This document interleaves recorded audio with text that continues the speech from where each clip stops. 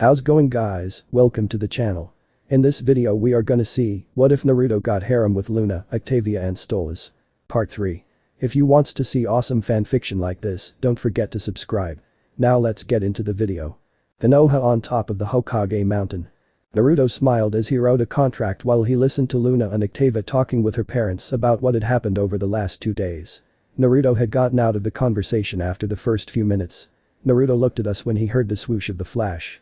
In front of them was his biological family with Jiraiya. Naruto felt Stolas and Stella's Kai erupt when they looked at them. A wall slammed into them and they all fell onto their faces. Naruto also noticed Minato and Kushina were healed from his punishment earlier in the day. Okay Stolas, Stella please stop trying to kill them with your glares. They cut their Kai off, but Stella still gave them a nasty glare. The ninja quickly got to their feet and walked over to the table. Naruto watched them as they walked and he saw their guards were all up and ready to strike. You all can relax. The only one here who may attack you is me if you do something stupid. The shinobi, unsure of what to do, looked to Minato. Minato knows even if it would be very hard and he could take Naruto if he could get just a little distance to use his famous flying thunder god kunai. But his lovers were strong enough to deal with Kushina and Tsunade. That would make this an incredibly hard fight, but now he had 2 more unknowns and was sure the ANBU weren't far away. Then Hiruzen wouldn't be too far, either. Sighing, Minato walked over and pulled a chair out. The others followed and they all sat down at the table. Minato looked at Naruto, trying to figure out what he was thinking. So, Naruto, what is going on?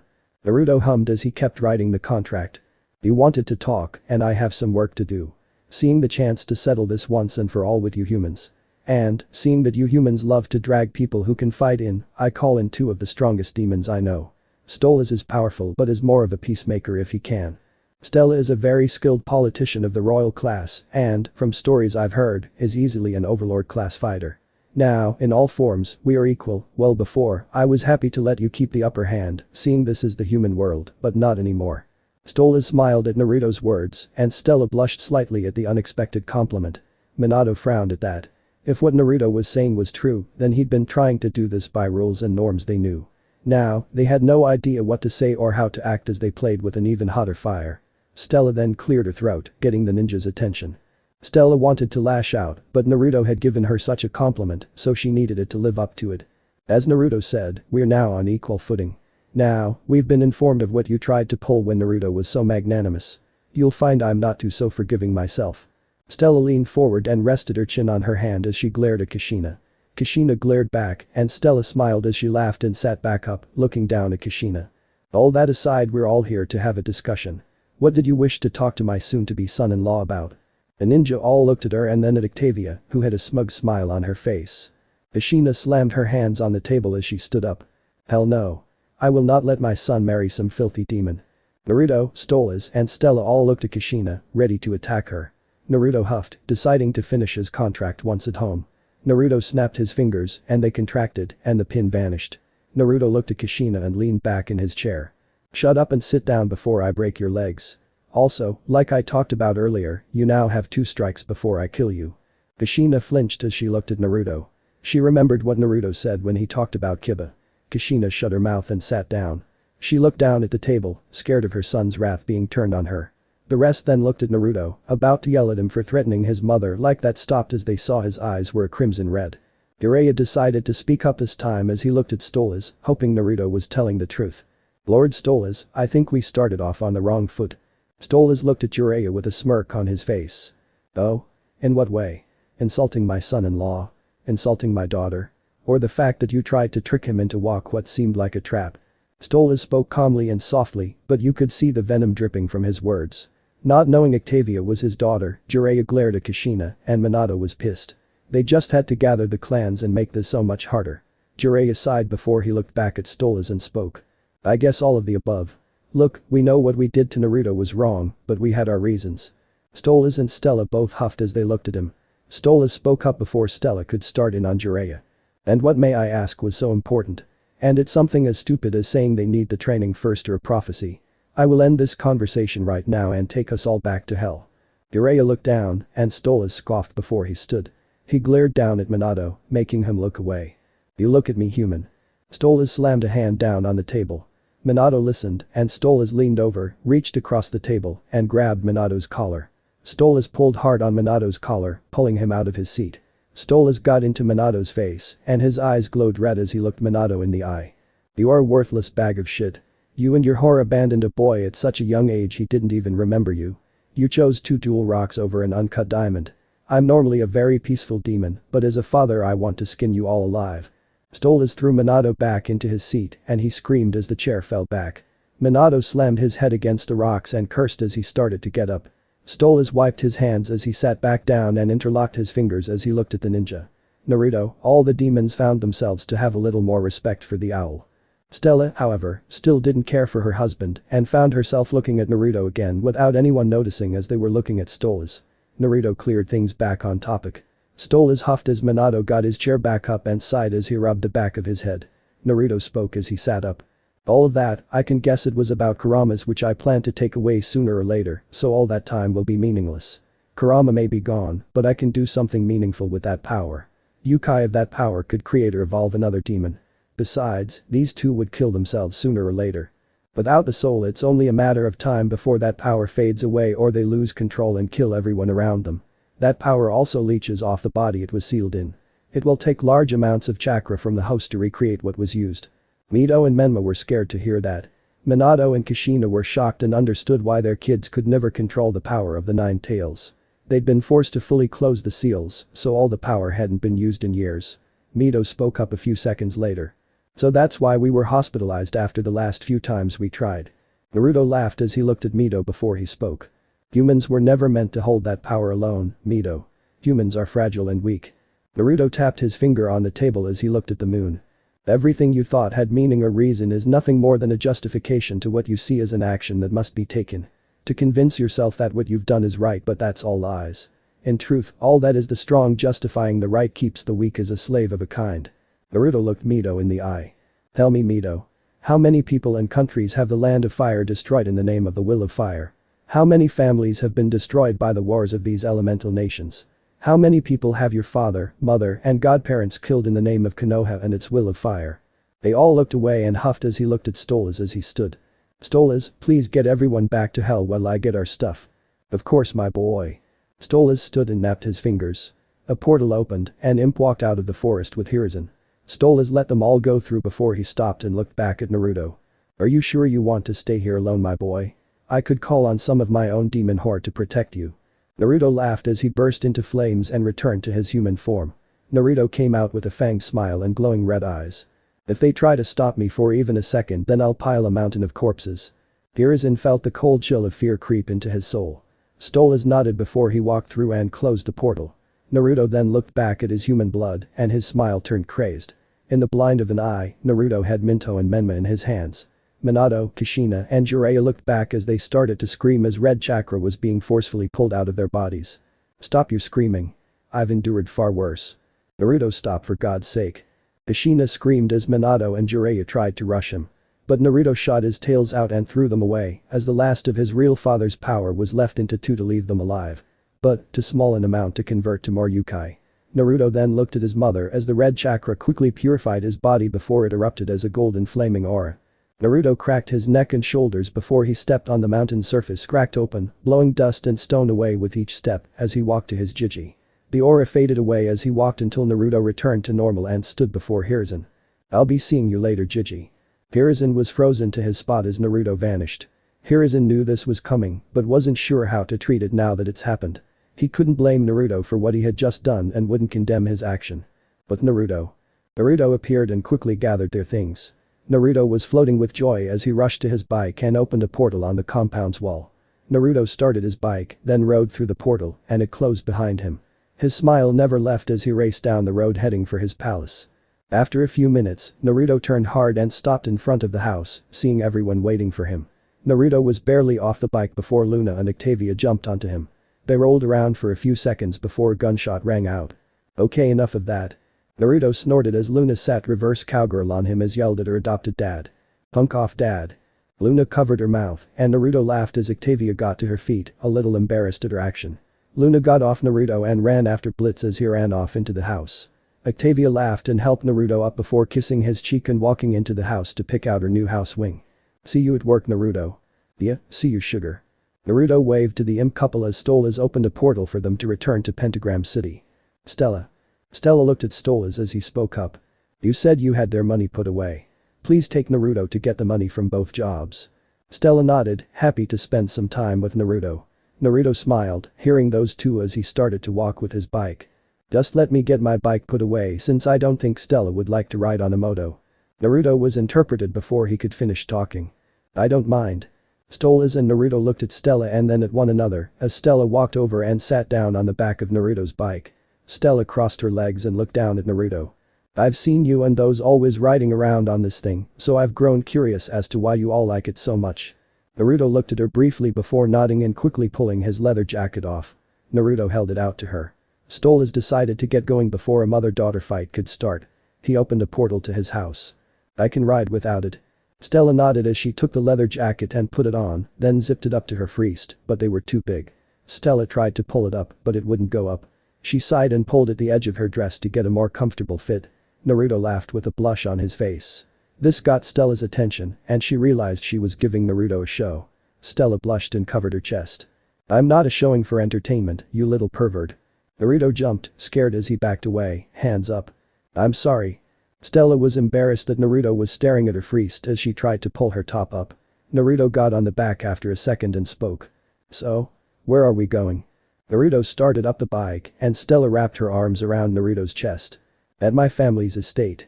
My parents are retired down in Sloth. But, we keep a staff at the house and armored guards. The money is safe, the house is magically blocked and with enough firepower to take an overlord down. Naruto nodded as he held a helmet out to her. Stella took the helmet and they both put helmets on. Can you hear me? Stella was surprised to hear Naruto's voice. We have speakers and microphones built in. There is a button on the side of the helmet you can turn me off anytime you want. Stella held tight as Naruto went into a turn.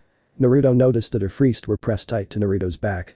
Well, I guess I see why you three like this. The wind in your feathers or hair. The danger of each hard turn. Yeah, that's part of it, but the other part is to be close to your girl. To know she trusts you enough to take a ride that could be your last. It also doesn't hurt that I don't mind close contact. Stella listened to Naruto and she moved her hands around a little. Stella was shocked at the tone of Naruto's chest muscles. Stella rubbed her fingers into his chest. Stella's talent with magic was picking up on something new. The flow of power had changed in his body from the last time she'd had physical contact with him. What changed with you, Naruto? My magic ability helps me to feel out magic energy and spells. Something in your power flow has changed. Naruto laughed as they took another turn. I took back all the power that those funkers stole from Kurama. Naruto grabbed Stella's hand and pushed some of that new energy into his hand. The golden aura covered his hand. Stella was shocked, feeling the power from his hand. It's like you're two demons at once. But, what do you plan to do? Naruto nodded as they stopped at a red light. Plan of using a big part of it to up Loona and Octavia powers, maybe him too. I'm hoping that if I get it low enough I can merge it with my own energy and boost our collective power. I want to knock that funkin' clown and his daughter down a few pegs. Stella smiled upon hearing that and tapped her finger across Naruto's chest. I like the way you think, but maybe not attacking them up front isn't so smart. Besides, you don't have the justification or allies to go after him right now. Naruto smiled, seeing the chance he had been waiting for. Naruto had figured out Stella was damn near single-minded. Well, I have your family and if you help there could be some real gains. I know there are still 7 of Stola's brother are ahead of his house. Start picking the heads off, they all have heirs that will leave the wives to the infighting. And we can take the place as the head Gosha family. Stolas would be the on higher in position to be the Gosha king. Naruto, you are one crafty bastard. Naruto smiled. Stella really wasn't one-tracked minded. Naruto now wondered how easy it would be for him to get her on her back. Yeah, I still have a lot more work to do, but before it's over there will be a new and power block in the pride ring. Stella cooed as she leaned into Naruto's back and ran her hands up his chest. Stella loved to hear that strong dominating voice. The light turned green and Naruto spoke up as he drove. If I didn't know any better, Stella, I'd say you like the sound of that. Stella crossed her arms and grabbed onto Naruto's shoulders. Maybe I do. Naruto smiled as he turned off the main road and headed straight for the Black Forest. Naruto smiled and reached down as he entered the forest. Naruto flexed his claws and slightly dragged his claws over Stella's leg and up to her lower thigh. Or maybe you like something else. Stella laughed as she softly scratched Naruto's neck with her middle finger's claw. Naruto smiled, then dragged all his claws high up her thigh as the gate. Stella pulled away, got off the bike, and walked to a keypad. She quickly punched in the code and the gates opened. Stella fixed the lower part of her dress and walked back over. Stella hopped back onto the bike and Naruto drove in. They rode up to the house, stopped at the steps and were surprised to see an older model car. Stella was annoyed seeing her brother's car. Damn it. Just when he started to show an interest. Stella and Naruto got off the bike and Naruto unsealed his weapons after putting his helmet on the bike seat. Stella did the same and huffed as she stomped her heel, annoyed that her first chance at real facts was gone. Hunking Andrealphus. Stella stomped up the steps, eyes glowing, and Naruto could feel her magic energy spiking. Naruto was also annoyed as he wanted to shot Stella in bed and whoever was in the house ruined that. Stella slammed the door open, scaring two imps. Naruto and Stella looked at an avian demon with white feathers, turquoise eyes, a beak, and periwinkle hair. He had on a bright blue fur vest with a navy blue undershirt. He had a turquoise-colored crown on his head and a white cloak with large colorful tail feathers behind him. Stella stomped to the demon and grabbed his coat as he looked at her. "What are you doing here, Andrealphus?" Naruto was glad to know the name of the bird who'd ruined his chance at getting Stella into bed. Naruto watched Stella yelling at this guy and him trying to calm her down. Naruto sighed and nodded before he used two tails and reached over. Naruto wrapped one tail around Stella's shoulders and another around her wrist. The two looked at Naruto as he stood their arms behind his back. "Stella, my dear friend, maybe try not dragging this out. Kill him or let the overgrown roadrunner go." Stella laughed and let go of Andrealphus. Naruto pulled his tails back and laughed as the guy patted his coat. Andrealphus looked at Naruto with a scowl on his face. "And, who are you, mutt?" Naruto growled, but Stella slapped Andrealphus hard across the face. He looked at her, shocked, before she spoke. "This is the new Duke of Wrath. Naruto Uzumaki and my daughter's boyfriend."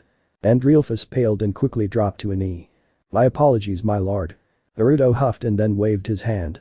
Stella laughed, happy to see her so high and mighty brother in his place. Naruto nodded his head to the door.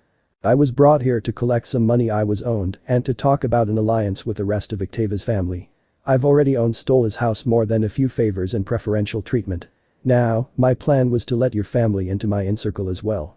I guess Stella is the smart one among this family. Now, I have a chat to get to, so if you don't mind." Andrealphus licked his beak and nodded as he stood. "Yes, I'll see myself out." Andrealphus quickly rushed out of the house, scared that his life may be the price if he angered a duke anymore.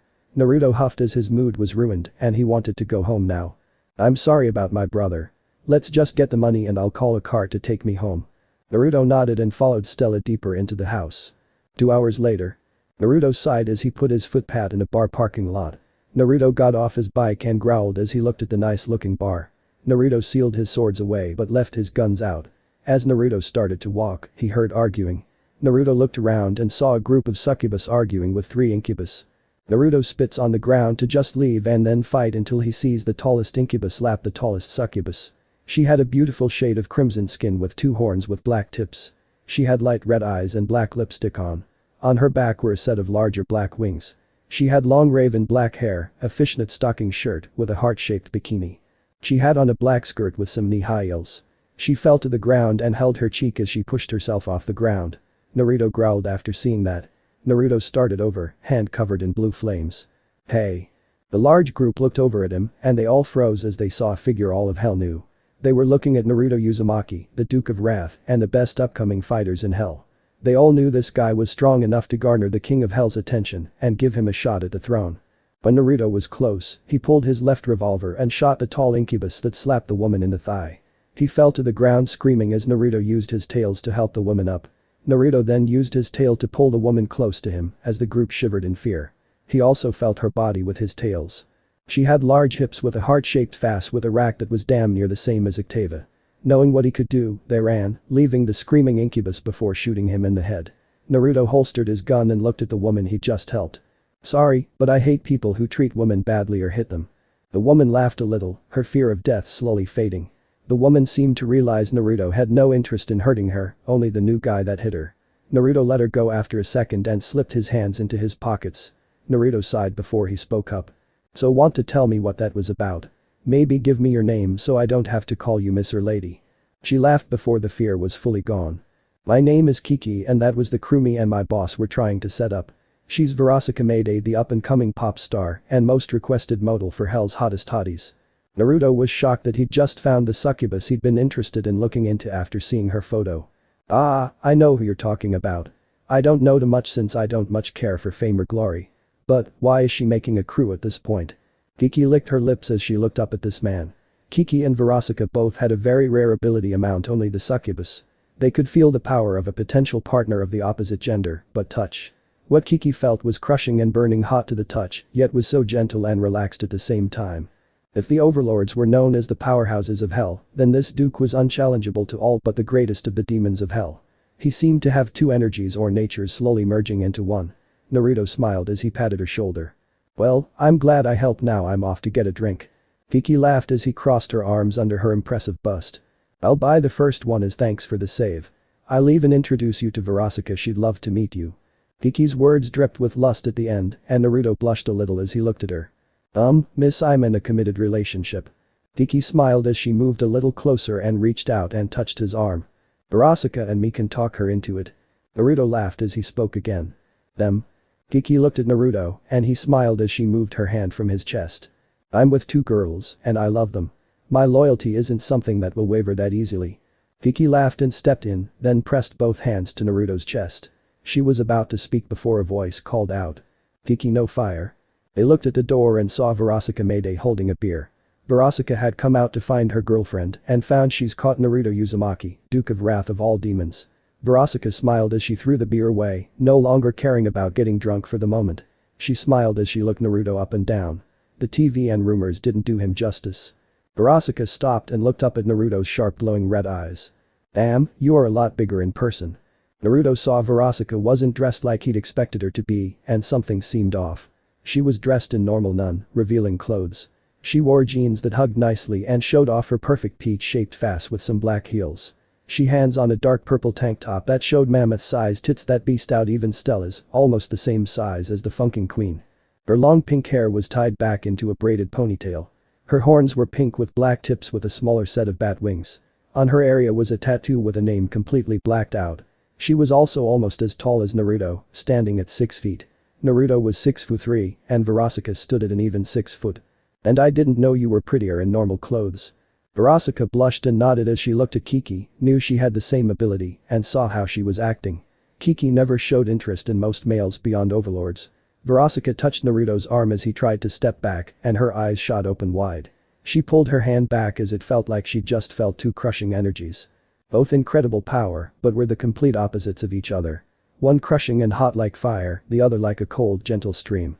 But she was shocked as she felt them slowly combining. What was that? Naruto looked at Verosika as he pulled Kiki's hand from his chest. I guess you two can feel the energies too. Verosika and Kiki stopped hearing that. Verosika narrowed her eyes as she looked at Naruto. He's sharp and picked up on that fast. Most demons don't know about energies and even fewer know about abilities to feel them. Then his words hit her. Do? Naruto smiled as he nodded to the bar. I know this bar had private rooms. I know demons like you two are rare, so I'd like to talk.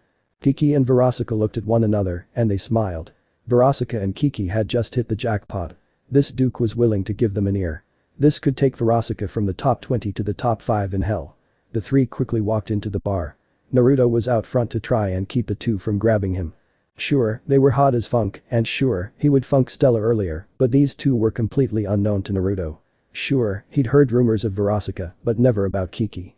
They walked into the bar, and the music stopped as they saw the Duke of Wrath coming through the door with Kiki and Verosika. The owner and bartender quickly came out from behind the bar. They stopped before Naruto and Verosika were both high standing in hell. Kiki being with them gave her automatic respect. My lord. How may I help you and your lovely guest? The male limp bartender asked as the owner, a sinner, spoke up. Yes, how may we help? Naruto smiled and waved a hand at them. We have so business to talk about a private matter. I know you have some private drinking rooms I'd like on if you'd be so kind. Of course my lord. I'll have a room made ready as fast as possible. For now please take on of the private tables. Naruto thanked them and walked to one of the smaller tables with the girls close behind him. Naruto noticed a small karaoke machine on a small stage. Verosika had noticed him looking at the small karaoke machine the first time she came in, but now had a reason to fool with it. Verosika, ready this time, wrapped an arm around Naruto's. Hey, why don't I sing a song? Naruto looked down at her as Kiki, seeing her chance, spoke up as she started to push Verosika to the stage. Yeah? Verosika has one of the best voices in all the rings. Naruto laughed at the three, not knowing a TV station recording crew was in the bar following Verasika, waiting for something to call into the station with. They started a live feed on the news side as Verasika walked in with Naruto Uzumaki, took the stage, and started singing her new song, Power. As she sang, she kept eye contact with Naruto, who was like the song, and her smooth yet provocative dance moves. In the end, she was given a round of screaming applause.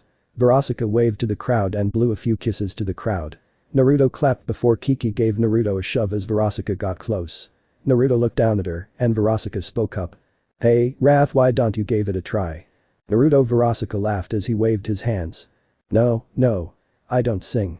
Verasika laughed as she grabbed Naruto's hand and gave him a pull. "Come on, you saved Kiki and helped get me out of my bad mood. Just one more thing and I'll buy you a drink. Hey pretty girl, can I have this dance and the next one after that? Gonna make you mine, there's a real good chance. Hey pretty girl, can I have this dance?" Verasika and Kiki were shocked as they listened to Naruto, and they all watched as the lights for the song started to dim.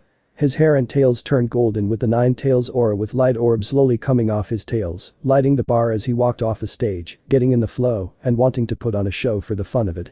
He walked up to Verasika and Kiki. And held a hand out to Verasika. "Hey, pretty girl, it feels so right. Just like it's meant to be. All wrapped up in my arms so tight. Hey pretty girl, it feels so right." Verasika blushing, took his hand and Naruto wrapped two tails around her and pulled her close as he sang. "Life's a long and winding ride. Better have the right one by your side and happiness don't drag its feet and time moves faster than you think." Verasika's blush grew as Naruto started to spin their eyes, looking into her while the next lines were coming up. Verasika smiled and leaned into Naruto's soft and warm tail before Naruto stopped and pulled her along. Unknown to him, his girls, Charlie and Stella, were raging with jealousy and anger as Verasika put her hands on Naruto's chest as started again. "Hey pretty girl, wanna take you home, my mama's gonna love you. She'll make me sleep on the couch, I know. Hey pretty girl, wanna take you home." Verasika smiled as a golden tail tip slid up her arm, then over her throat and off her chin. "Hey pretty girl, let's build some dreams and a house on a piece of land. We'll plant some roots and some apple trees. Hey pretty girl, let's build some dreams." Verasika imaged that and softly smiled as she pulled back, interlocked her right hand with Naruto's left, and took the mic to sing the next few lines. "Life's a long and winding ride. Better have the right one by your side and happiness don't drag its feet. And time moves faster than you think." Naruto smiled, his red eyes turning back to a soft blue. The cameras could not pick it up as he took the mic back and roughly pulled Verasika into his chest. Verasika was shocked to see his eyes change and the pull letting out a gasp as their face got so close. Her arms, chest, and stomach were pressed into Naruto's body.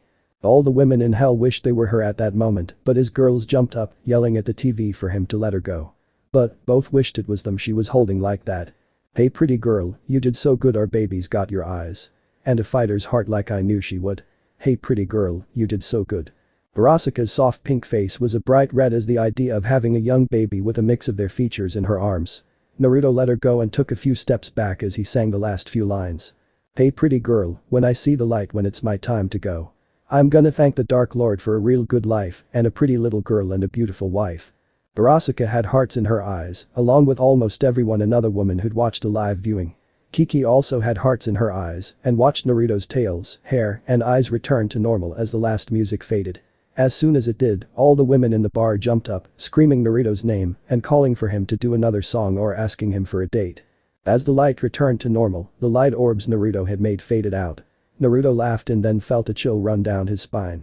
Naruto gave them all a wave and Verasika grabbed his vest and dragged him off the stage. Kiki quickly grabbed his arm once he was close and helped to pull him to the rooms. "Bartender, a private room and I want all your bilsages. I'm having a party for 3. Not wanting to use force, Naruto said to let him go and stop pulling. It was known Naruto never used force on a woman in any ways. Octavia and Loona were pissed. The anger of the two female demons who wanted Naruto were losing it in there as they watched a man they wanted getting dragged away by a succubus. Naruto noticed the running camera without it being noticed, then grabbed the bar and jerked forward, breaking their hold on him. Kiki and Verasika both stumbled. Naruto brushed his vest off and sighed before looking at the two. The news crew zoomed in, hoping for some good drama. First off, no pulling or dragging of any kind. Second, while I'm in there I feel as I need to say once again I'm in a committed relationship. I ask that you two respect that. Everyone was surprised that Naruto stood his ground and showed more respect for his partner when all of hell would jump at this chance. Loona and Octavia were very happy to hear that, but both knew succubus never let up once they found a guy they wanted. Unknown to all, this only made Verosika and Kiki want Naruto more. That kind of loyalty was incredibly rare in hell then. The two knew they just had to meet his partner. Kiki smiled as she spoke up. I'm sure the princess wouldn't mind. Charlie paid close attention, she could finally learn what Naruto thought of her. What did he think of her and his chance to sit beside her as the most powerful couple in hell? Naruto sighed and nodded his head as he looked at Kiki. But, he was happy to take a swing at that family's pride and sow the seeds of civil war. The princess isn't one of my girls. Well, she's pretty when I first met her and even now I have to admit she'd grown into a real knockout close to as good as my girls. There is something in her eyes that makes me wary around her. I also have not interest in her for that reason, and as for the candidacy. Our king is looking for someone with enough power to hold on to the throne. I'm sure he's just trying to increase the strength of his bloodline. I'm not a stud horse to be used for breeding and will not be treated as one. Besides, I think I've found a way out of that disaster waiting to happen. It's going to be war between the house that is chosen over the other three. No thank, if the other want to fight over her and the throne, go right ahead, but leave me out of it. All of hell was frozen, shocked he'd spoken like that. While not an insult, it showed he questioned the king's and queen's choices and flat out said he held no interest in the princess or the throne. The crew smiled as they knew the rating would be at an all-time high as Naruto talked. At Naruto's house. Shut up, Naruto. Loona yelled at the screen, not wanting her alpha to die. Loona wanted a normal life with her alpha and Octavia. Octavia tried calling her father to grab Naruto with a portal to get him away from the camera he didn't know he was on. At Octavia's family home. Stolas had passed out from shock and could not hear the phone ringing. Stella was smiling, understanding what he was doing. He was pitting the noble heirs chosen against one another and stating he was an unwilling part so they would ignore him. At the same time, he could be the power that could push another candidacy. But Stella wondered if he had found a way out of the whole thing. At the royal palace. Charlie was looking at the man she had an interest in talk as if he could care less about her. He had stated he didn't want her even after saying she was attractive in his eye. Then had the balls to say something about her to turn his attention away. She is the princess of hell and the only heiress to the throne. She is one of the greatest beauties in hell and a powerhouse in her own right. She gripped the wood of her chair so tight the wood shattered before she abruptly stood from her throne. Her now F-cup priest bounced as she did. She would track him down and force him to submit to her. He learned that if she wanted him as a funking stud horse, she'd make him one and have him beg her for more. Sit down, dear. Charlie looked at her father, still smiling as he watched the TV. She watched him chuckle as he sat there. Why are you laughing? He say something is wrong with me and our house. Charlie yelled at her father before he spoke up. He noticed the Kamara. Charlie stopped when her father said that. What? Her mother spoke up next. You still have so much to learn, my dear daughter. Halfway through those two pulling his body tension and he started to use the situation. He's getting a target off his back and to get a reaction out of us and the other candidates. By being an unwilling party, the other candidates will not see him as a threat and go after each other. Then there is you, my daughter. He's trying to get you angry to sell it better. You were about to give him what he wanted, less attention, by making a spectacle of it. You'd show that he's right and all your father and you want is to strengthen the bloodline. Well, true isn't the only reason for this now mess. Charlie was shocked that she'd almost fallen for that. Her father chuckled more before he leaned back into his throne and crossed his legs. That young man wants the nobles and overlords' attention off of him. To think he'd have the balls to do it this way. I like that boy more and more with each move he makes.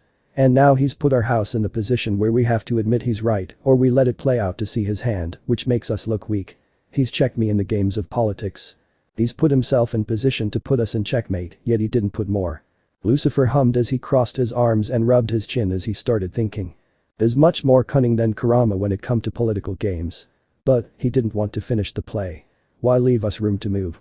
Lilith spoke up as Naruto walked out of the camera view with a pop star and another succubus close behind. Maybe he was unwilling to corner us as of this moment, as it would force a rash decision at this time.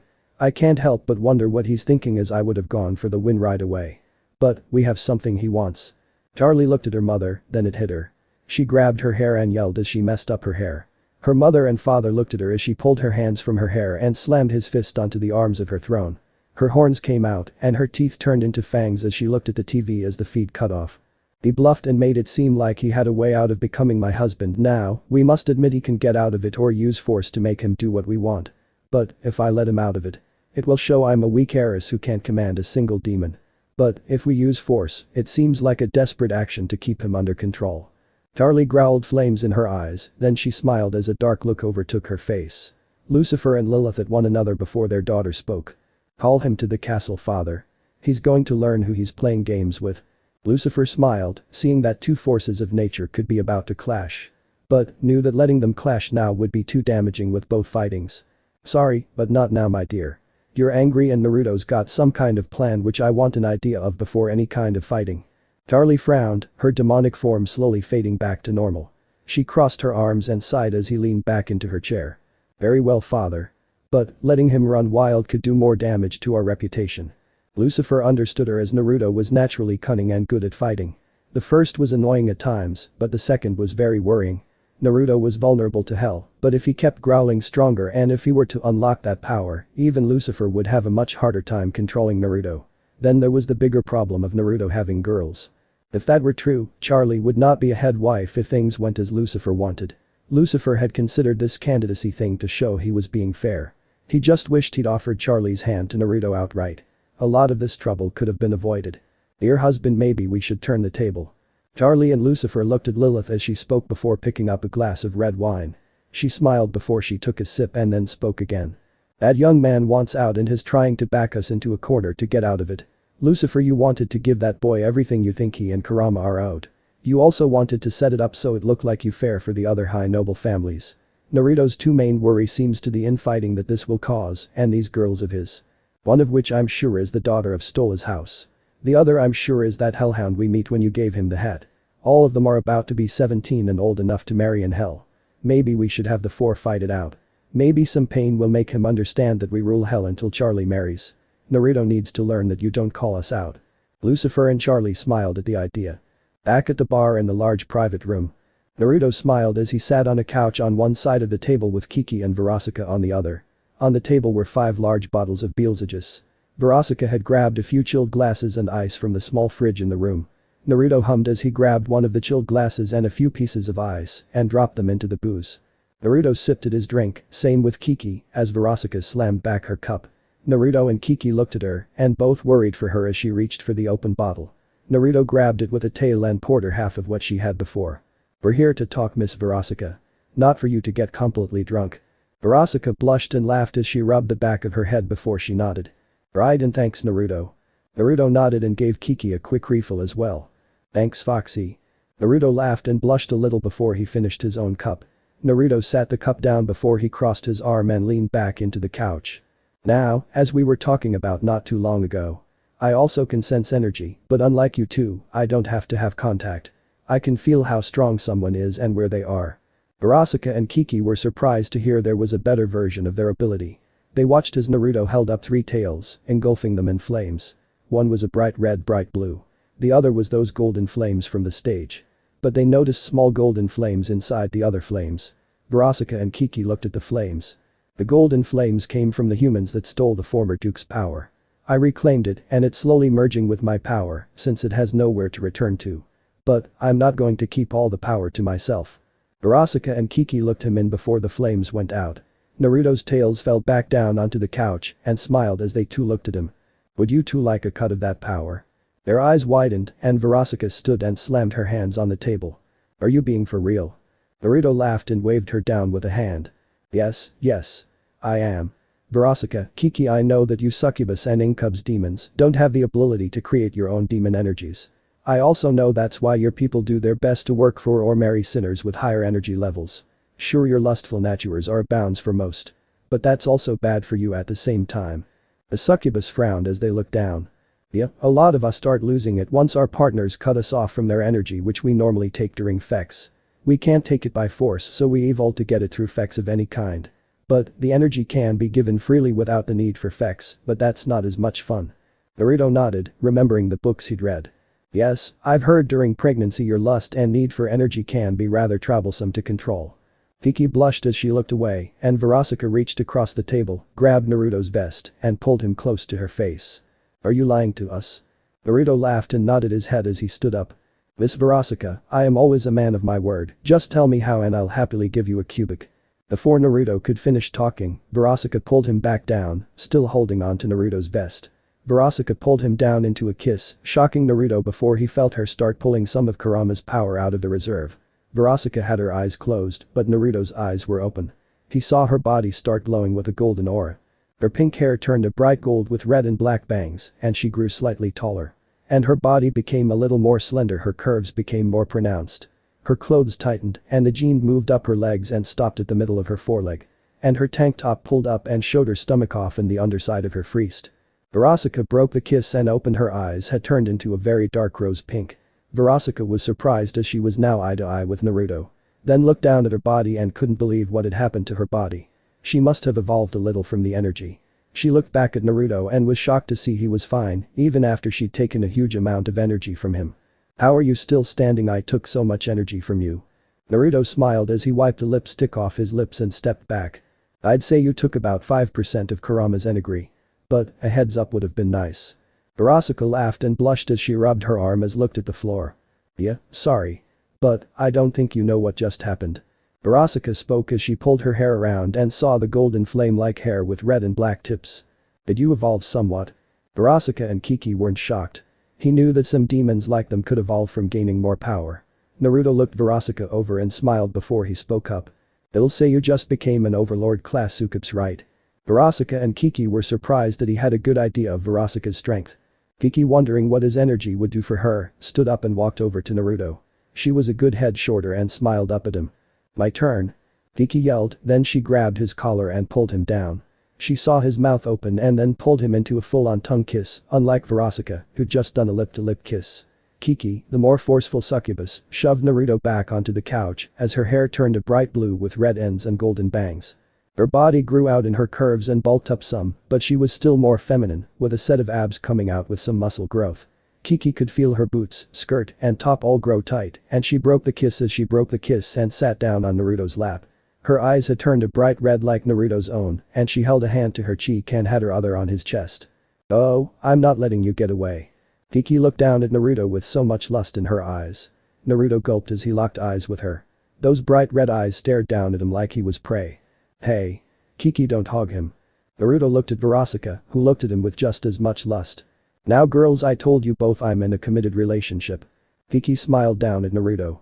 "And Verasika is my girlfriend and we've been looking for a preeminent male partner." Naruto is unsure what to do as he doesn't want to hurt Kiki unless he has to.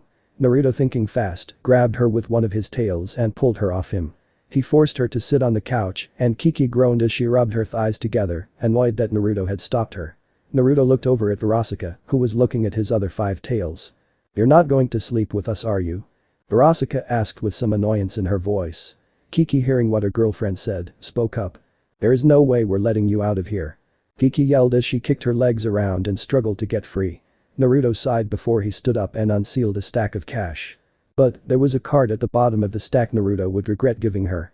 Naruto looked over at Verasika and threw the cash over. Naruto then pulled his tails away from Kiki and vanished in blue flames.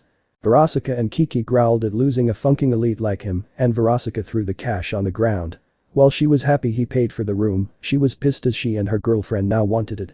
Kiki stood up to her new height, a little strange for her. She grabbed one of the bottles but stopped seeing something under the cash.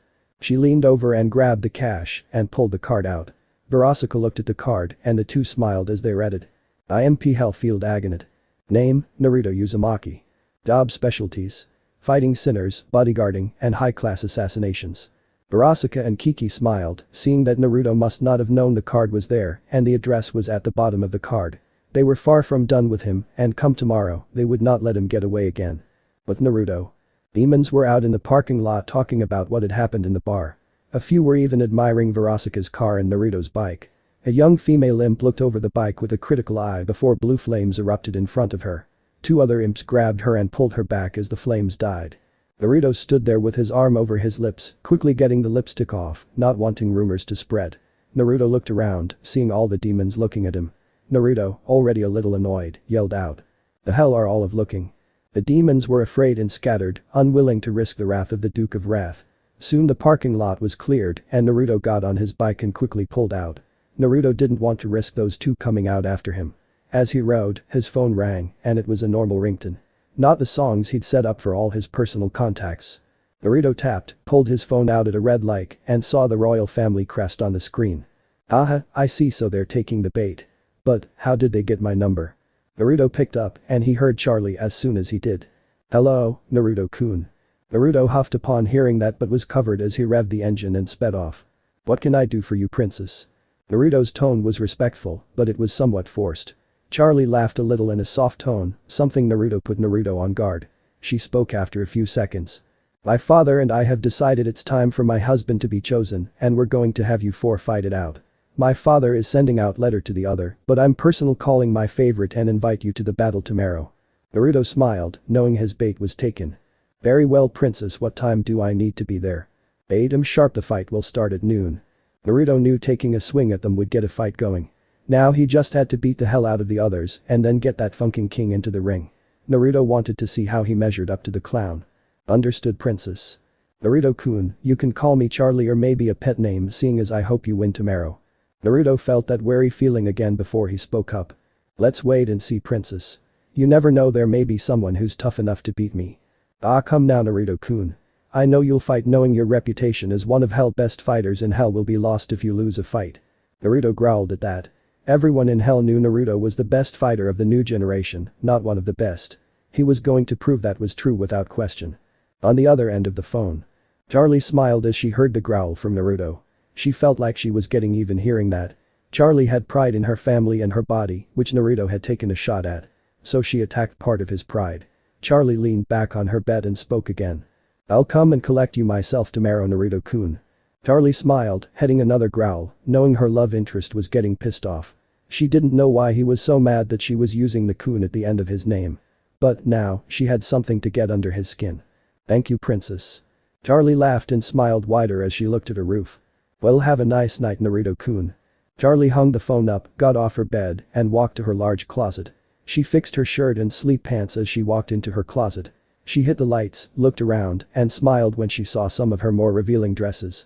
She'd ordered a special dress made with the same colors as Naruto's tail fur. She walked over and took it off the rack and saw the open back with the slit going down the right side.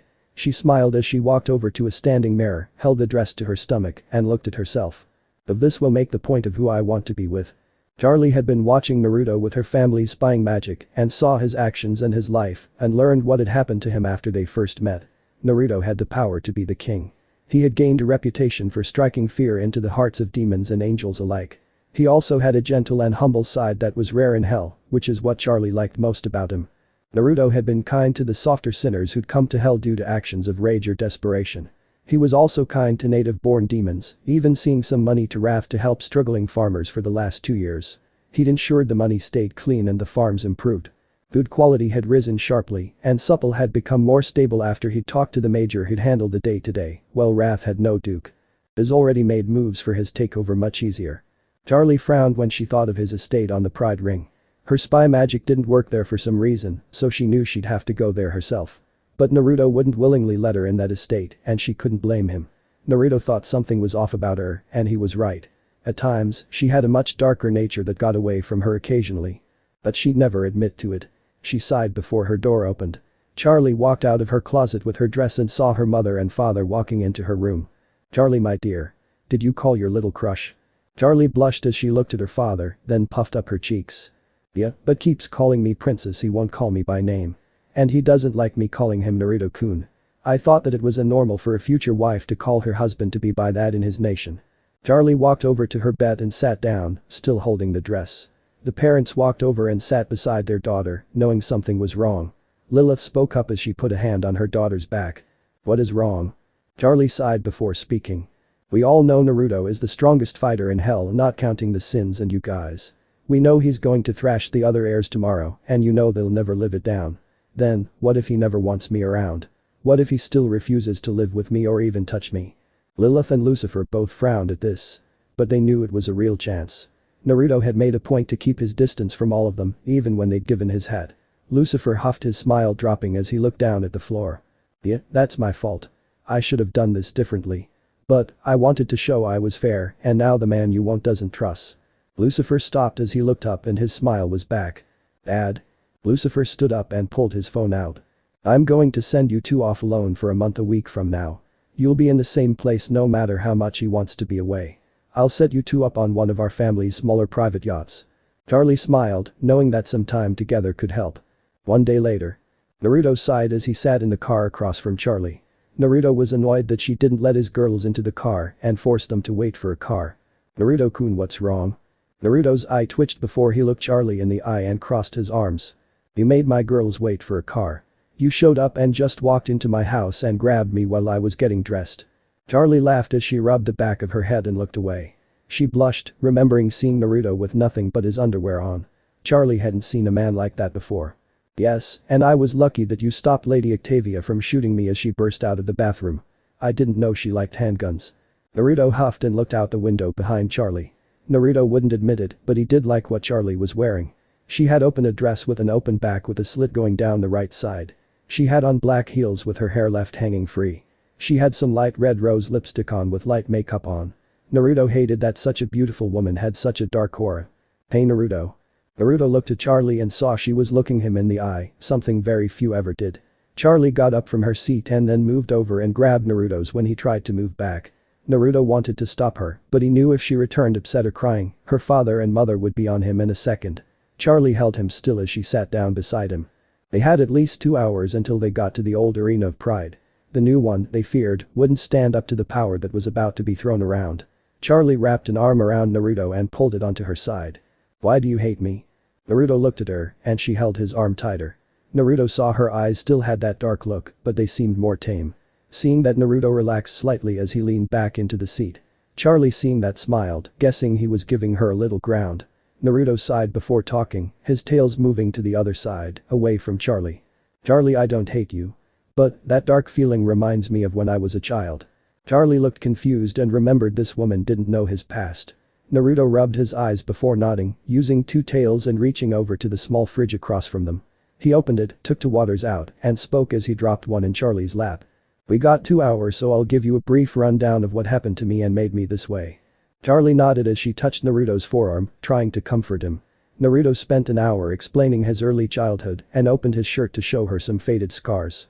In the end, Naruto saw the rage in her eyes. Her voice came out as a growl as she spoke. Those filthy humans. Naruto patted her shoulder with his free hand, and Charlie's mind came out of its anger maze. She looked at Naruto, and he smiled, trying to calm her down. Charlie smiled as she calmed down, and Naruto saw she looked at him with a softness in her eyes that wasn't there before. Naruto, I'm so sorry you had to go through all of that. Naruto laughed and rubbed the back of his head. It's fine, I've been planning payback for years and we'll have it someday. Charlie laughed and smiled as she leaned more into Naruto's arm. Naruto laughed as he looked away. Naruto felt unease when he looked at her didn't fade a little, but he was glad to see she had a kind side. But if she had a nice side, Naruto wouldn't mind talking with her directly. Naruto. Naruto gulped as he looked into her eyes, and he jumped. She moved her other hand up his arm. Then she touched his face. No. Naruto grabbed her hand and pulled it off his face, and Charlie flinched. She'd pushed too far. Charlie pulled back and let his arm go. Sorry. Naruto sighed and nodded his head as he looked at her. No, I'm sorry. I just don't like people I don't really know touching me. Charlie nodded, understanding that, but still wanted to talk. Well, so you know if you win we will spend much more time around each other. My father is setting it up so whoever wins will spend a month with me on one of our smaller family yachts. Naruto's eye twitched upon hearing that, and he rubbed his eyes. I get the idea of that, but isn't he worried that one of us could hurt you or well rape you? Charlie laughed a little before she snapped her fingers, and black flames appeared in her hand. Her horns came out, and her eyes turned bright red. Are you forgetting I'm one of the strongest people in hell? Nobody can do anything I don't want them to. Naruto nodded, knowing she was holding hellfire in her hand. Charlie smiled and returned to normal before she noticed one of Naruto's tails close to her. Charlie slowly reached for it, wanting to know if it was as fluffy as it looked. Naruto noticed her looking at his tails and figured he'd be nice. He moved 3 tails over, and Charlie smiled as she felt the tails and rubbed one against her face. Naruto couldn't help but wonder what it is with everyone in his tails. They are so soft. Naruto laughed a little as Charlie wrapped a tail around her neck, making it look like she had a scarf on. Naruto crossed his arms as he leaned back into the seat and closed his eyes to get a little sleep. A few minutes later, Naruto was asleep. Charlie looked at Naruto and saw he'd fallen asleep. Charlie smiled and then saw a chance. Charlie used her demonic magic and put Naruto into a deep sleep. When she knew the magic had taken effect, she moved over and pulled him onto his side. She smiled as she laid his head down on her thigh. Charlie smiled as she ran her hand through his hair and played with one of his ears. Charlie was shocked to hear him make a sound. Her magic should have knocked him out completely, but he was still somewhat aware. His willpower must be like iron, no steel. While Charlie played with Naruto's hair, 5 other female demons were all making plans as they headed to the old Pride Ring arena. Octavia and Loona were riding down the road half an hour behind Charlie and Naruto's car.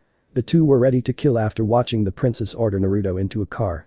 They tried to ride with him, but Charlie told them she wanted time to talk with him alone. Loona had bought 2 new .45 handguns, and she and Octavia had one. Both were ready to grab Naruto, wounded or not, and bolt out of there. Stella was riding down the road in her private car as Stolas had already left home to gather at the arena in the early morning. The royal family had called all the noble heads to arrive early to help reinforce the arena's walls with their magic. I will finally see what Naruto can do soon. Well, if he's going to be the man who will make me a queen for a few decades. One thing is for sure, I need to get a moment with him after this battle.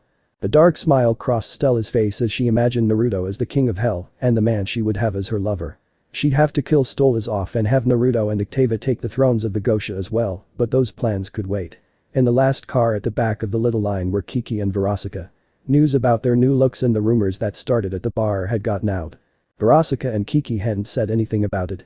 Still, when the paparazzi saw the two the next morning, as they left the IMP office building, both looked pissed off, and when they noticed the paparazzi, they killed more than half of them, something unexpected. Verosika was well known for her love of the paparazzi, but for her to go off and kill them shocked everyone. Verosika and Kiki didn't care about what little damage the killing would do. They wanted to find Naruto and were pissed to hear he'd been called out because of the royal family. They quickly made a few calls and found out he would be fighting in the old arena of the Pride Ring. Kiki and Verosika were sure with the powers about to have it out. Naruto would be hurt and they would be his sexy nurses, or as Verosika would say, his fum dumps. All of these women were planning to steal away Naruto, wounded or not. But Lucifer and Lilith. Lucifer sat on his throne, his wife at his side, with both deep in thought. Lucifer was trying to find a way to get Naruto on the yacht without a fight. He sent Charlie to get him and bring the arena. Lilith, for her part, was planning for her first grandchild. She was coming up with names, how the child may look, or who would he or she take more. Soon they both came out of it as the first of the candidates arrived and took his seat in one of the 4 smaller thrones. He is the eldest son of the acting Duke of Gluttony. He was a large hellhound with pure white fur.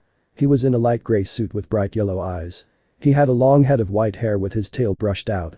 His parents stood behind him.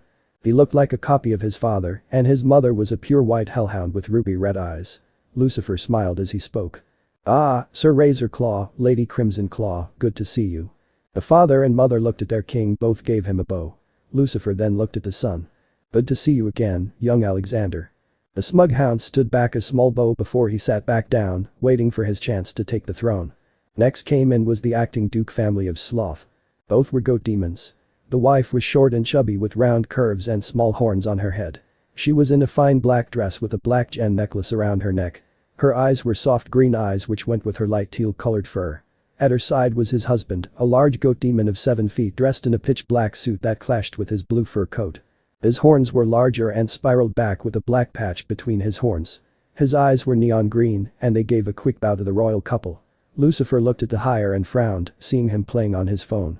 He was a mix between his mother and father and stood at an average 5'9". His man fur coat and horns were the same as his father with some teal undertones to his face and chest. But he was dressed in baggy jeans and had a white undershirt with a blue overshirt. "Sir Elmos, Lady Rin, so good to see you." But, it seemed young Lex still needs some lessons in manners. Rin looked at her son, took his phone away, and grabbed one of his smaller spiral horns. "Show some respect." Lex huffed before his mother let his horn go and was still holding onto his phone. Lex, annoyed, walked over and sat down on his small throne. Not a few seconds later too, the acting Duchess of Lust walked in with her son. The older succubus with a head full of pink hair pulled up into a bun and was in a fine white. She had slits up her side showing off her hips and a large gap showing off her friest. She had light rosy red skin, bright pink eyes, and light purple lipstick. Her son wore tight jeans with tears over his knees and lower thighs. His shirt was a bright blue with the word "sexy beast" on the front. His hair was an ashy gray. His eyes were a light yellow, and they bowed before the son winked at the 2 wives as he walked over to his throne. He sat down and looked out at the crowd to find a girl for the night after he won. The parents all waited beside their children for the arrival of the princess and the so-called Duke of Wrath's arrival. They may pay lip service to the royal family, but they hated that someone they'd never heard of came in and threw the power balance off.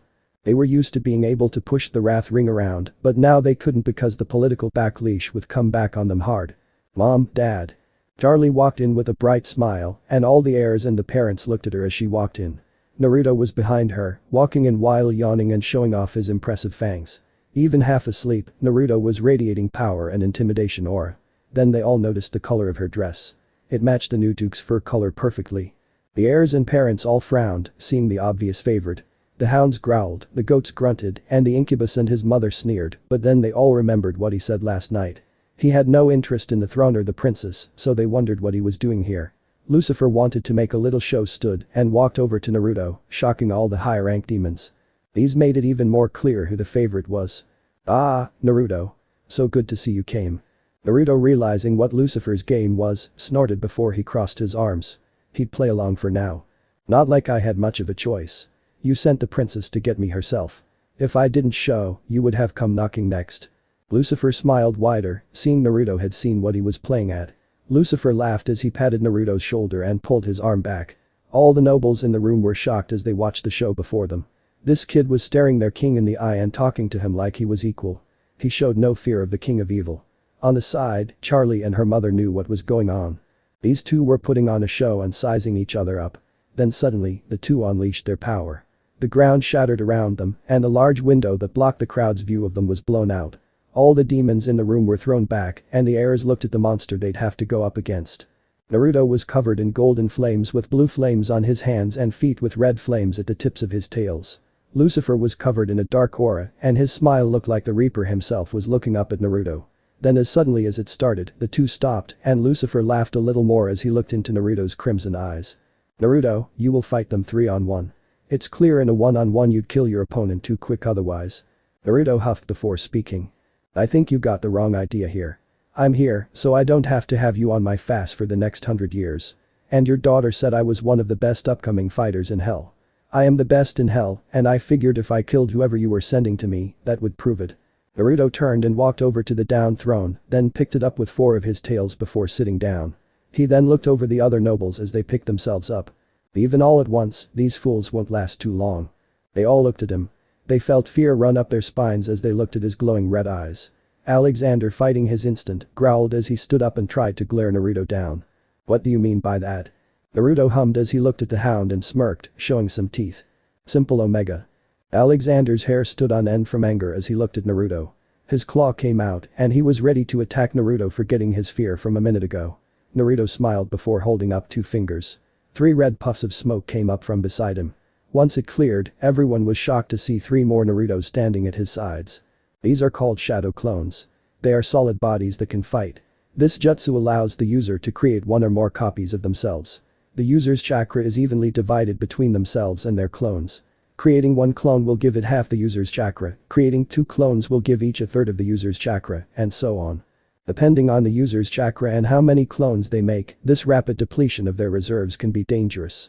But when I keep the number low, they can make clones with all my powers, skills, and combat skills. Basically, anything I can do, they can do. They can also gather information with these clones.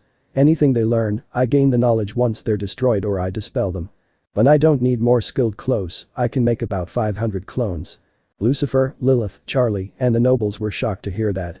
It was no wonder Naruto was so calm. He could make an army at the drop of a hat whenever he wanted. Or he could form an elite team or squad in seconds. As I said, you won't last long. The 3 heirs all gulped, scared of this guy. But Lucifer spoke up with an edge to his voice. This was something he didn't like. Why was I never told of this power? Naruto smirked before he dispelled the clones. It's not my power but one of the many jutsus I got while in the human world. While in hell, we depend on what we get at birth or death. Humans have found a way to control the elements and bend them to their will. Using those clones I've started mastering some of the beginner jutsu, but not many aren't used for combat. And what are they for? Lucifer didn't like this at all. Sure, the scrolls he'd sent for him would let him have the ability to use chakra, but this was different from what he'd expected. Lucifer had thought chakra was just like demon energy. A way to increase physical power and healing or gain a new power. Now, he knew there was a new world of power that he had no idea what it could do, and this young duke did. Let's see, I'll start with the non-attack jutsus. The transformation jutsu allows you to take the form of anyone or anything. The body flicker technique is a high-speed technique. Tree walking is a beginner-level chakra exercise that lets you walk up walls and stick to roofs. The body replacement technique lets you replace your body with anything nearby or, if you're stronger, a living body, and it is also the only one of the two I have for combat fighting now. Shadow Shuriken works like the Shadow Clone, only on throwing weapons for now. Lilith spoke up. May I ask a question before the fighting starts? Naruto stood and cracked his neck. Yes, my lady. Lilith smiled before she looked at Charlie and then at Naruto. Could you teach Charlie to use Charka? Naruto laughed a little before rubbing the back of his head. He looked away at the broken window before looking back and answering. Short answer is no. The long answer is that Charka is like a muscle locked away in the body. Hers is so underdeveloped that I'd have to force the lock open and the shock could kill her. If you ask me 5 or 6 years ago, maybe I could have started her on the physical training she'd need to unlock it. Lilith nodded and Lucifer thought of something. Are you teaching anyone to use Charka? Naruto laughed, knowing this was going to get in real trouble. Well, yes and no. I've had my girls doing physical training with me for the last 4 years. So I could force their Charka to unlock and they'd just need time to recover, maybe a week or so. Without that training, I'd have to start from scratch with young children and train them up. Everyone saw this was a monopolization and they all knew they could force him to hand it. Naruto was the only one. Very well, but you are only allowed to use the powers you've used up to this point. I want this fight to be fair. So, all of you are to use only your hand-to-hand fighting styles and whatever weapons you have. Naruto smiled, knowing it wouldn't matter. But the other powers are not allowed. Naruto hummed, then he smirked as he started to walk over to the king. He stopped in front of him, a smile on his face. How about no matter how this ends, me and you have a go at it? And no holds barred match. Just me and you throwing everything we have at each other. Lady Claw fainted hearing the challenge. Lucifer smirked and nodded as he looked into Naruto's red eyes. Very well, my boy. Now, you four need get down to the arena. Naruto laughed and nodded before putting his hands in his pockets and walking to the broken window. He saw that the broken glass was cleaned and demons quickly filled the stands. Naruto felt around and picked up Loona's and Octavia's energies from a lower balcony. Naruto looked around and smiled when he was Stella and Loona out on a balcony. There they are. Naruto jumped out, shocking all the nobles and everyone. Still, Lady Claw and her husband rushed over and saw Naruto landing on a lower balcony. They watched as the hire of Stolas and a hellhound jumped onto Naruto. Alexander looked down at Loona with lust, and Lex and Asher looked at Octavia with lust. Damn, look at that foxy she-wolf. Alexander yelled as he looked at the wolf planning to steal her win or lose. Lex and Asher thought the same as Octavia and Loona each got a kiss before Naruto jumped into the arena. With lust clouding their minds, forgetting the fear they just felt, they all started to rush down to the arena. In the arena. Naruto smiled, glad he saw his girls, and noticed Stella staring at him. But, he'd deal with her once this was said and done. Naruto waited in the center of the ring, waiting for the fools to come for their collective fast kicking. Getting bored fast, Naruto sat down and sighed as he waited. He sat there for a few minutes before slamming his hand on the ground and throwing himself to the side. A spear pierced the ground, and Naruto slid away. He got to his feet and saw Asher in the air with a set of wings Naruto hadn't noticed. He landed as Alexander and Lex both came out, guns in hand. Naruto smirked, rarely coming up against someone with the balls to shoot at him. Asher pulled his spear out of the ground, and Naruto saw a handgun on his side. Naruto laughed and pulled out his combat gloves and put them on. Do try and make this interesting. The blast of hellfire flew into the air, and they all took that as the signal to start. Naruto cracked his fist together, and the metal formed into spikes and was covered in golden flames. Naruto ran to the side as they opened fire on Naruto. Naruto laughed as he ran, seeing these boys couldn't shoot the shit. Naruto jumped into the side wall and took a deep breath. Remembering Kurama had a power fire affinity, Naruto blew out a massive ball of golden flames that erupted and sent a dozen smaller fireballs. The other airs scattered, and Naruto jumped through the fireballs. Go Alpha! Naruto heard Loona yell out as cheers started as Naruto got on top of Asher. Naruto kicked him hard in the chest and sent him flying back into the wall on the other side of the arena. Naruto landed, then jumped away and looked at Lex next. He knew Asher would return in a second, but he could play more. Naruto looked at his horns and smiled. I wonder. Naruto pulled his hand back and tapped the seal on his belt. 3 smoke bombs came out. Naruto threw them on the ground and black smoke erupted from the bombs. Naruto jumped around and was on top of Lex as he tried to raise his rifle. Naruto kicked the gun up and then grabbed his horns. Naruto jumped up and threw a knee into his nose. The force of the kick shattered his nose and crushed his face bone. Naruto broke his horns off at the skull. Lex dropped to the ground with a wet plop and Naruto threw the horns at Alexander, one stabbed into his throat. Naruto turned and elbowed the side of Asher's face as he went for a spear thrust. Asher started falling, but Naruto grabbed his shirt and threw him into Alexander. Naruto then kicked the two away and sent them flying. Up in the stands. Kiki and Verasika were watching Naruto closely with hearts in their eyes. They knew Naruto was strong, but he owned these guys so easily. Verasika was close to drooling as she looked at Naruto, and Kiki was doing much better. Above them, Loona, Octavia and Stella all watched Naruto, easily dominating this fight. Loona was cheering and screaming for Naruto to kill the fools, with Octavia doing the same. Stella, for her part, was smiling as she watched this beatdown. Stella had looked into the other and knew none of these fools had real combat. They were lambs to the slaughter. She watched the hound pull the horn out and rushed Naruto. Naruto broke his arm, grabbed his hair, and slammed him head first into the ground. Blood flew out of his mouth, and he wasn't moving. Stella smiled as she felt that heat slowly raising again. "I'm getting him in bed as soon as he's alone." A smirk crossed Stella's face. All the demons around her noticed, but figured it was her liking to see her family's power growing due to the connection to Naruto. Back in the arena. The disappointed Naruto looked at the last standing Air Asher. Naruto's tails were swaying in annoyance. He'd wiped the floor with these guys in such a short time. Naruto sighed before he slowly started to walk over to Asher. Asher shook in fear as Naruto slowly walked over to him.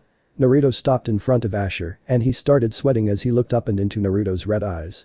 Naruto narrowed his eyes as he looked down at the outclassed air. Naruto smirked, then crossed his arms as his tails erupted in blue flames. "This was a massive waste of my time." Naruto stabbed 6 of his tails through his chest and stomach, lifting him off the ground. Asher coughed out a mouthful of some getting on Naruto's right cheek.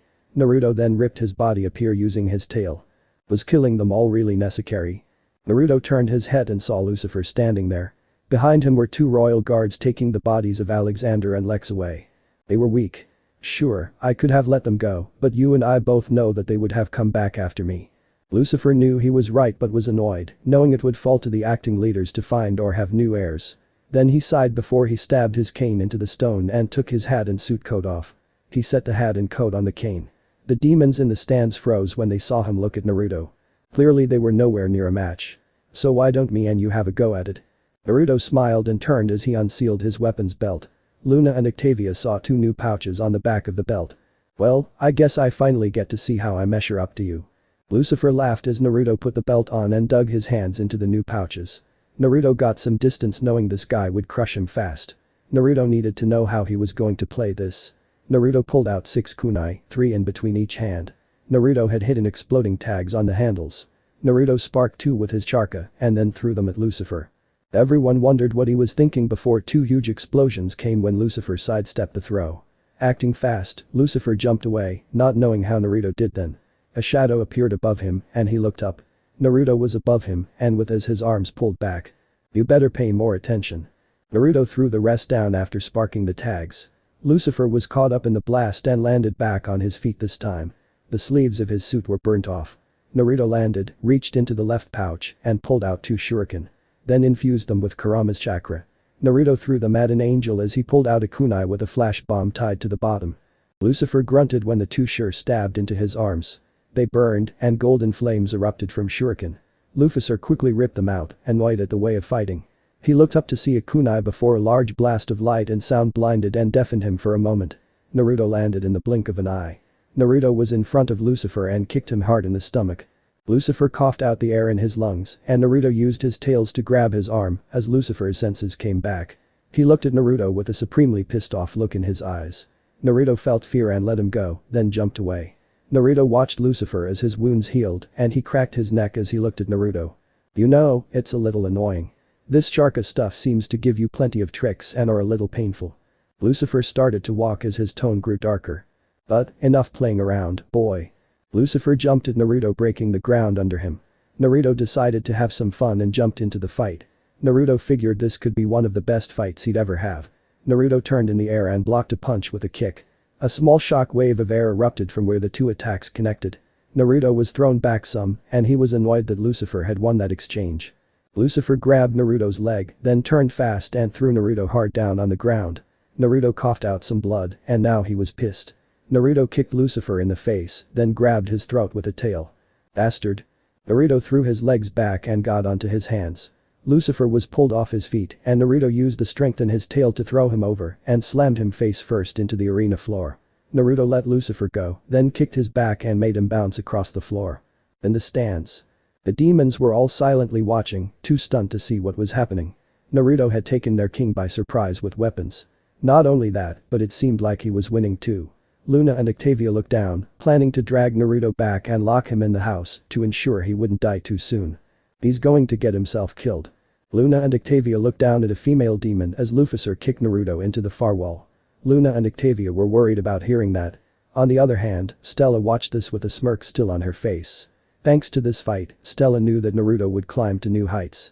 Veronica and Kiki were both at the edge of the ring watching these two. Both were almost falling into the ring as they watched Naruto. Veronica could feel the energy he's given her flaring as he fought. Her tail and wings were twitching as her lust was flaring as well. Kiki felt the same lust and bitter lips as her wings twitched excitedly at the thought of getting Naruto alone. They would jump the second he was out of this ring. In the royal box. Lilith sighed as the guards finished getting the now raging nobles out. Lilith and Charlie watched Naruto, her husband, as they tested the waters. Naruto set off more smoke bombs and they heard more clashes before both jumped out of the smoke. That young may very well have the power to do some real harm to your father Charlie. He's only a year younger than you but his combat skills are much higher. Charlie nodded as she watched her father land a hard kick on Naruto's left arm when he overstretched for a left hook. But Charlie noticed Naruto didn't have his weapons on his sides anymore. Wait, where did his weapons go? Lilith noticed his weapons were gone, then two more Narutos jumped out of the smoke behind her husband as they traded punches and a few kicks. Back in the arena. Naruto and Lucifer both threw a power punch.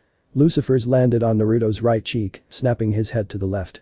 Naruto's punch landed his punch on the left side of Lucifer's side. Naruto felt his fist cracking and bending Lucifer's ribs. Naruto had taken this exchange as Lucifer grabbed his side as they both jumped away. Naruto smiled as he wiped some blood from his mouth. But then Naruto smiled, confusing Lucifer.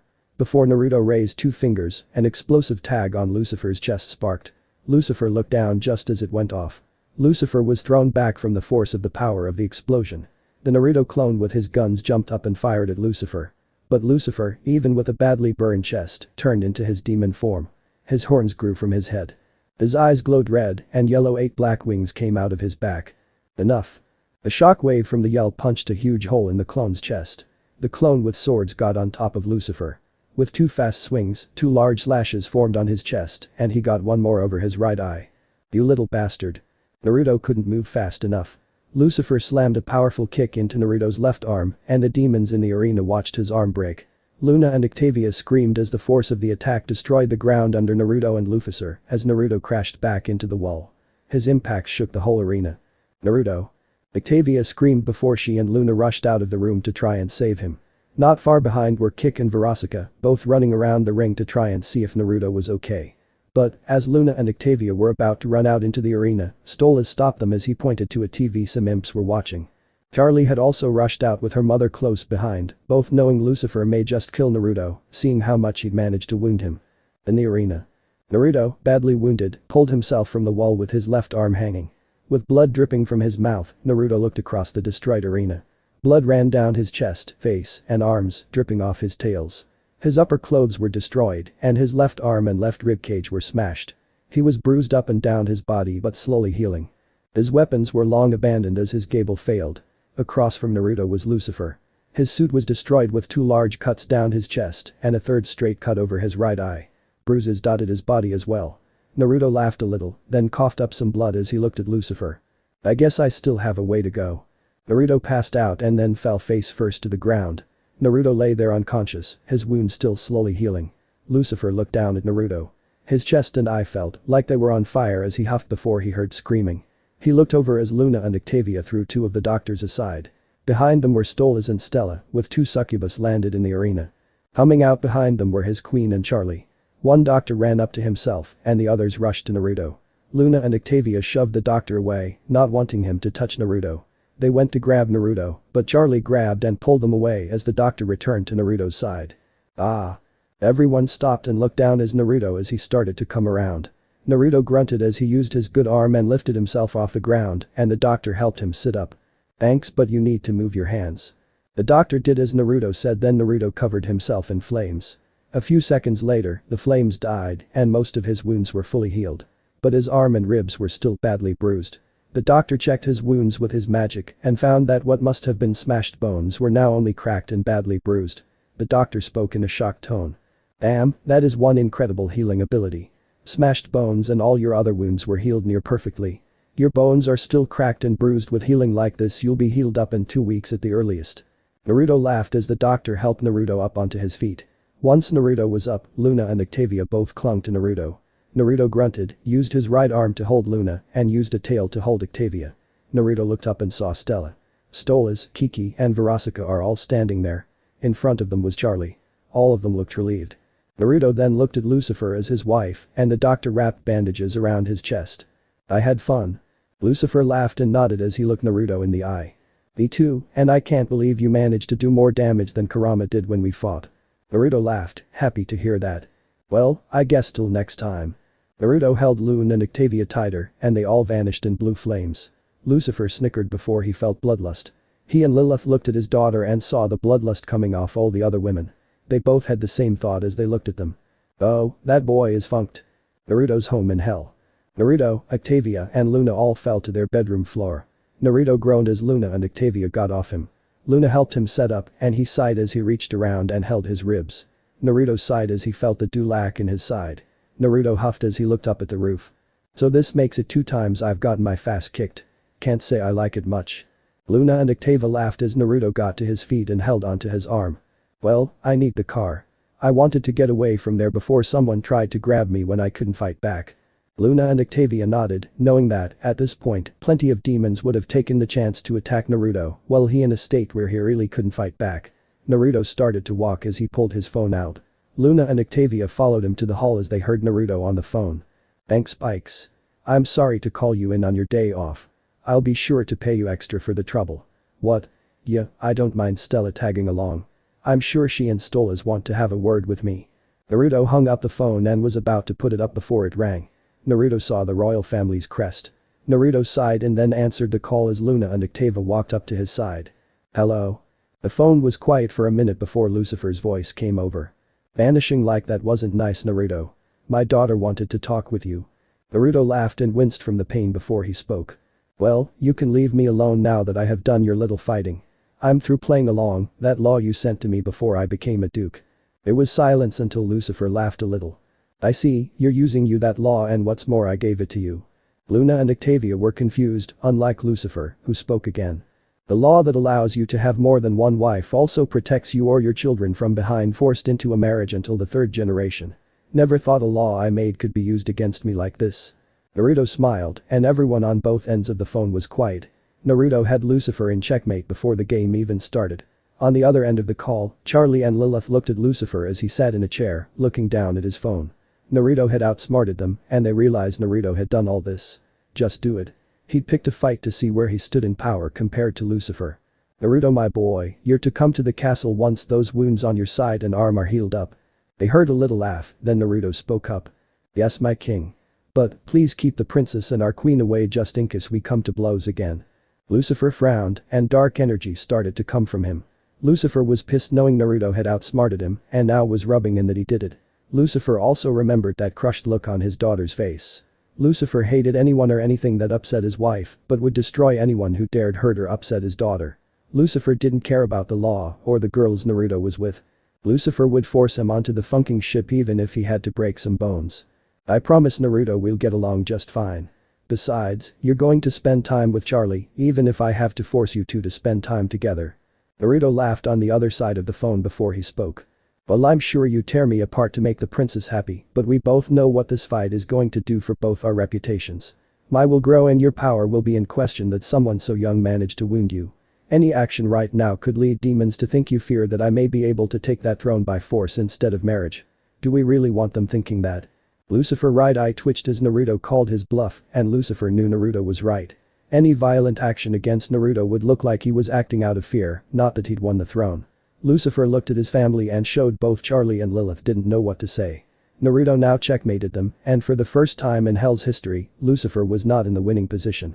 "I'll just let you go, my king. I need go to the hospital to get my ribs and arm treated." Naruto hung up the phone, pissing Lucifer off more. 2 hours later with Naruto. Naruto hissed as the doctor finished wrapping his ribs with bandages. Sitting in the waiting room was Stella waiting for her chance. Stella was a patient demon and would jump at it this time. Once the doctor was finished, Naruto tried to get his shirt on, but he growled before the doctor helped him get the shirt on. Naruto thanked him, and the doctor prescribed painkillers for the next 2 weeks. The doctor knows about his healing ability. They discussed how Naruto thinks his powers would heal him, but the doctor wants to reduce the pain. Once they were done, Naruto walked out of the back with the doctor. Naruto and Stella walked out after paying the bill. Stella looked at Naruto as he walked while holding his side. "So, how bad are the cracks?" Naruto laughed as he rubbed the bandages under his shirt. "Not too bad. 5 cracked ribs, and my left arm was pretty much healed but badly bruised. I won't be fighting or training for at least 2 weeks." Stella nodded and noticed him moving his hair out of his face. Stella reached out and moved the other side of his hair out of his face. Naruto smiled as he pulled a hairband out. Stella didn't know Naruto carried hairbands around with him. Before they walked out, helped him tie his hair back into a ponytail, and Stella noticed the red in his hair was a little darker. Stella ran her fingers through the spiky ponytail to try and get out the large piles of spikes. "You know you need a haircut." Naruto laughed as he nodded before he opened the door. They walked out, and Naruto smiled, seeing Spike standing outside the car eating a chili dog. Spike saw Stella was smiling and seemed relaxed. By this time, Spike was used to her screaming at him to get moving. But, not wanting to try his luck, he quickly finished the chili dog, knowing Naruto would keep that feather bis in line. But he didn't want to deal with this on his off day. They all quickly got into the car, and before Spikes was about to drive, he got a message. He checked his phone and saw a message from the bis. "Take us to pharmacy, then to my family home, and you'll see an extra 5 grand in your paycheck next week. But, if you breathe a word of this, then you're dead." Spikes weren't sure about this. He liked Naruto and feared his girls if something happened to him. Spike had also seen the feat of the fight. Spike's knew nobles would do anything to climb the ladder, and now, Naruto's head would fetch a high price. Spikes looked down, knowing that if he didn't, this bis would tear him apart. Naruto wasn't in a state where he could stop her. Deciding to do what he was told and beg for his life later. At Stola's house. Stola's sighed as he failed to track his wife and daughter with his magic viewing. Stolas knew he could trust his owlet, but Stella was running off, saying she would help Naruto as she was worried about him. Stolas had noticed how Stella would watch Naruto or keep a close eye on him on any of his actions. Taking a seat, Stolas looked out of his office window. Stolas was lost in his thoughts. "I know Stella likes him, but her father or any of her family would do anything to get more power. And, I have his weapon so Naruto wouldn't be able to fight back right now." Stolas stood back up and sighed as he walked over to his desk. On the desk were Naruto's weapons. Stolas frowned as he looked down at the damaged guns, and Naruto's original sword was badly cracked. Well, the boy was well overdue for some new weapons. Maybe he and I should go to the blacksmiths and gunsmiths down in Wrath. Lucifer knows the imps down there want to meet the Duke who's helped make their lives so much better. Stolas nodded before he remembered tonight was the night he was to see his Blitzy. With a smile, Stolas rushed off to get ready for the night. But Naruto left the pharmacy, leaving a blushing female imp at the checkout counter. Naruto had forgotten both his singing and the fight were on TV. He'd gotten the painkillers and some more condoms, remembering they were almost out. Naruto put the bag away in a seal on his belt before returning to the car. Naruto got in and saw Stella smiling while texting on her hellphone. Naruto laughed as he sat down and closed the door. Stella looked up at him and smiled. "What is so funny?" Naruto laughed as Spike started to drive again. Naruto looked up at the roof of the car, then he heard the partition in front of him going up. Naruto looked at the partition as it closed, and Naruto looked at Stella as she lifted her hand from the window controls. Naruto knew that partition was soundproof, as well as the windows were one way. Nobody could see what was happening inside this car, and he knew he couldn't fight right now. "What's wrong?" Stella smiled as she stood and sat back down in Naruto's lap, facing him. Stella's knees were pressed into the seat. Stella's fists were pressed against Naruto's chest, and she wrapped her arms around Naruto's neck, being sure to keep weight off his left so she didn't make him move his left arm. A little surprised but not disappointed, Naruto wrapped his good arm around Stella's back. "Well, I can't say I'm disappointed, but with my ribs and arm like they are. And we're in tight quarters to be doing this." Naruto smiled as Stella smirked down at him. "It's okay. I can be gentle, besides, you powered through pain before. Now, we're going to my family home. I've sent a text to my daughter and Loona letting them know I'm taking you with me out for some light shopping." Naruto smiled as Stella moved her right hand to the back of Naruto's head. Naruto's smirk turned into an evil smirk. Naruto dragged his hand down his claws, slightly digging Stella's back, sending a shiver up Stella's back. Stella took her crown off and threw it in her seat. Then to Stella's shock, Seven Tails wrapped her arms, pulling behind her back, and pushed her chest more into his chest. Her legs were wrapped tightly, making it so she couldn't move. The tails around her waist kept her still, and her dress was pulled to the side. Naruto saw she had on purple and black panties. The last tail was around her neck, which light squeezed on Stella's neck. Strangely, this turned Stella on as Naruto grabbed her fast, his claws almost breaking her dress and skin. Naruto then dragged his claws slightly, cutting into the dress and Stella's skin. Stella was getting started to get aroused as the car came to a stop. Naruto tightened the tail around Stella's neck as he spoke as he dug his claws deeper. Naruto also smelled the blood, and Stella's arousal had a strong scent, almost like wine. If someone is in that house this time, I'll killing them. Then, I'm bending you over the nearest waist-height object. Stella blushed as she felt her excitement running down her inner thighs as she heard that dominating while Naruto was controlling her. Stella didn't know she had this side of her, but she liked the sub to Naruto. Naruto pulled his tails away and they got out of the car. Spikes drove off and Stells quickly led Naruto into the house. Stella grabbed Naruto's arm unharmed and pulled him to her old room. Once she had him in the room, Naruto slammed her into the bedroom door, ignoring the pain in his ribs and arm. Stella was surprised at the action, but not against it and smiled, then grabbed Naruto's cheek and leaned down. Stella tested the water with a soft kiss before Naruto pulled her into a full kiss. In Stella's experience, she and Stolas only did the deed to conceive Octavia. There was no attraction or love, but she had a great attraction to Naruto. Their kiss broke before Stella started a new one with much more heat as Naruto used his tail to pick Stella up, but her hips. Lemon happened. 20 minutes later. Stella happily laid in bed, snuggled into Naruto's chest. Stella couldn't feel her legs but was happy as she lay there. She'd never been funked like that before and loved it. Naruto wrapped an arm around Stella's waist and held her close. "Hey Naruto." Naruto hummed as he ran a tail down her tail feathers. Stella smiled as she rubbed her cheek into his chest. "What is it, Stella?" Stella moved and got on top of Naruto and grabbed his cheeks. She rubbed her thumbs on his whisker marks. "I think we need to get Stolas on the throne sooner than get rid of him. You're also in the position to take almost all the power in hell." Naruto raised an eyebrow as Stella sat up. "I know you don't like the idea, but maybe you should get that little princess of hell under your thumb. Then you'd be the king of both hell and the Ars Gotia. When you get that power you could even stand up to heaven and you could take your revenge on the humans who have wronged you." Naruto hummed at that thought. He didn't trust Charlie, but the power to get his revenge would be a trade-off if he could get Loona and Octavia on his side. Naruto laughed a little, then nodded as he rested a hand on Stella's thigh. "Maybe it's not a bad idea, but we can't just kill Stolas off like that. The Ars Gotia have been without a king for over 100 years.